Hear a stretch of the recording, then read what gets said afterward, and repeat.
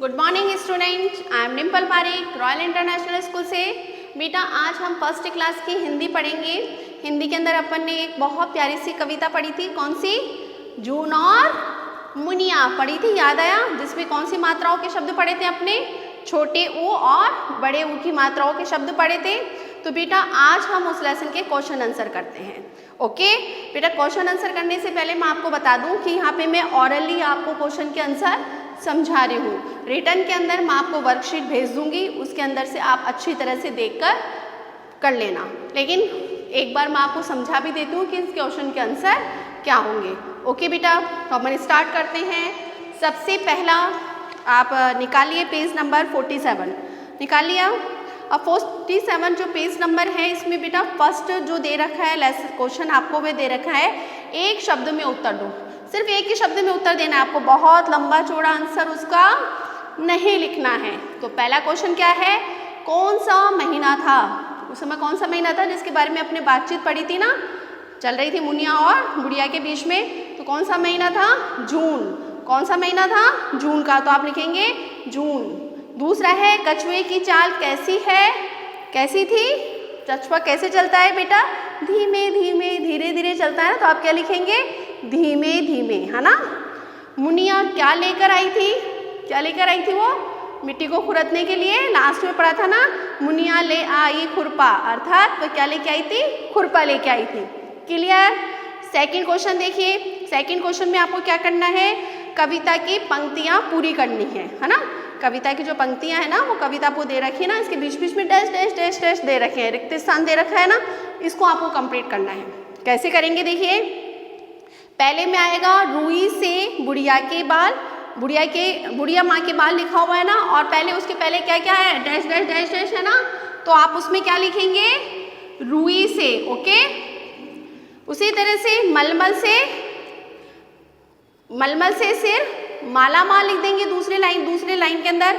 तीसरे में आएगी कछुए की धीमी चाल, धीमी क्यों चाल, और लास्ट है अपने मुनिया पूछे सवाल।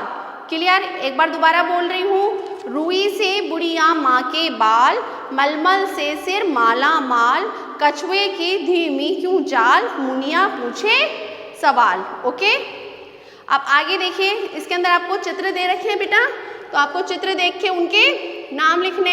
तो आपको समझ में आ रहा है कौन सा चित्र है? सबसे पहला चित्र काय का बना हुआ है?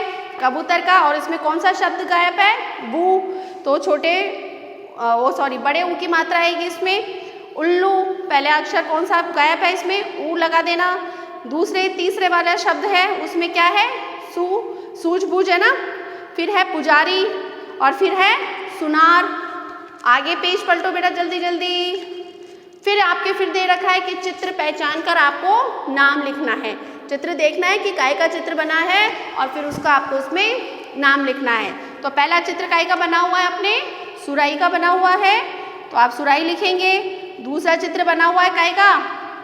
क्या पसंद है आपको? ग्रेप्स मीन्स अंगूर, तो दूसरे में आप अंगूर लिखेंगे। तीसरे में क्या बनी हुई है? मुर्गी बनी हुई है ना, तो आप मुर्गी लिख देना। चौथे में क्या है? उदबिलाव। पांचवें में क्या है? जूते का चित्र बना हुआ है, तो आप जूते लिख देंगे। आपके लास्ट में है काय का चित्र बना हुआ है? पैसों का, यानी क्या लिखेंगे? रुपया। फिर उसके बाद में क्वेश्चन नंबर 5। क्वेश्चन नंबर 5 में क्या दे रखा है? दिए गए शब्दों में से ऊ और औ की मात्रा वाले शब्दों को अलग अलग करना है। छोटे ऊ और बड़े ऊ की मात्राओं को आपको इसमें अलग अलग करना है। तो समझ में आ जाए, समझ बताया था ना, छोटे ऊ की मात्रा ये वाली और बड़े ऊ की मात्रा ये वाली।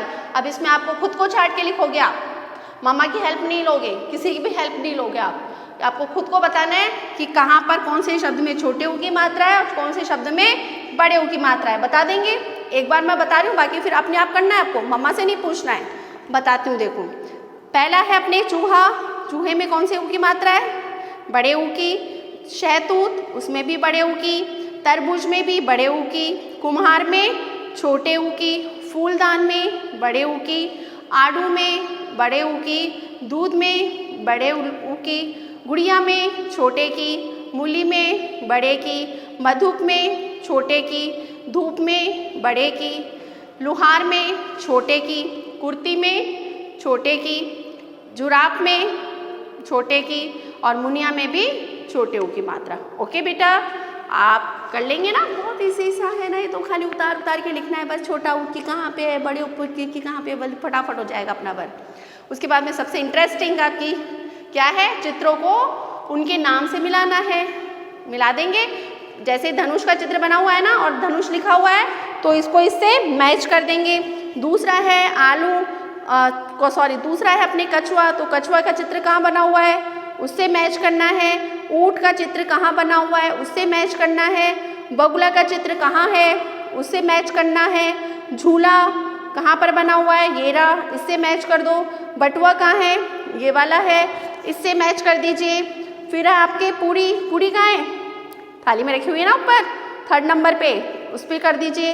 फिर है ऊन कहाँ है सबसे ऊपर, उसको मैच कर दीजिए। और लास्ट है मुकुट ऊन के नीचे है तो इसको मैच कर दीजिए। तो ये सारे एक दूसरे से मैच हो जाएंगे तो आपका कंप्लीट हो जाएगा। ओके, आगे चलते हैं। क्वेश्चन नंबर 7 में क्या है, ऊ और औ की मात्रा सही स्थान पे लगानी है। छोटे ऊ की और बड़े ऊ की मात्रा सही स्थान पे लगानी है। कछुए में कौन सी आएगी, छोटे ऊ की। जुराफ में छोटे की। कुटिया में छोटे की। बगुला में इसमें भी छोटे की आएगी।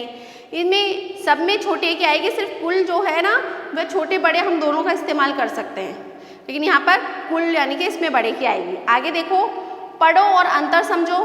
क्वेश्चन नंबर 8, इसमें क्या दे रखा है आपके, इसमें ऊ और औ की दोनों यानी छोटे ऊ और बड़े ऊ की मात्रा लगानी है। और मात्रा लगा के आपको क्या बनाना है, शब्द बनाना है और फिर उसका अर्थ आपको समझना है कि उसका अर्थ क्या होता है। जैसे कि पहले आपको दे रखा है सख, तो सख का क्या हो जाएगा, एक तो पहले है आपके सुख और दूसरा क्या है सूख। दोनों में अंतर है बेटा। सुख का मतलब हमें अपने माता पिता के साथ में रहने से सुख की प्राप्ति होती है, हम सुखी होते हैं।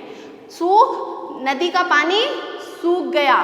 तो इस तरह से इनके शब्दों के आपको क्या करने हैं, अर्थ लिखकर, मात्रा लिखकर और इनके अर्थ आपको समझने हैं। दूसरा है सर, तो सर का पहले का क्या हो जाएगा सुर और दूसरे का क्या हो जाएगा सुर। तो यहाँ पे सुर तो कौन सा होता है, लयताल होती ना, सारे गामा पा धा नी सा, सुर कौन सा सुर लगाया है, यह हो गया सूर। सूर होता है कि किसी का नाम भी हो सकता है जैसे सूरदास या और भी कुछ हो सकता है इससे संबंधित, सूर के से संबंधित। इसके अलावा और भी बहुत सारे आपके पीछे शब्द दे रखे हैं, चक, लटना और कल। ये बेटा थोड़ा सा आप अपने दिमाग से करिए और बाकी तो मैं आपको वर्कशीट भेज ही दूंगी, उसमें और आप लोग समझ लेना। आगे आपको बहुत प्यारा दे रखा है, सबसे लास्ट क्या देखा है, चित्र को पूरा करके और उसमें क्या करना है आपको, कलर भरना है। तो आपको क्या करना है बेटा, इसको चित्र को काय का बना हुआ है, ये ऊँट का चित्र बना हुआ है ना।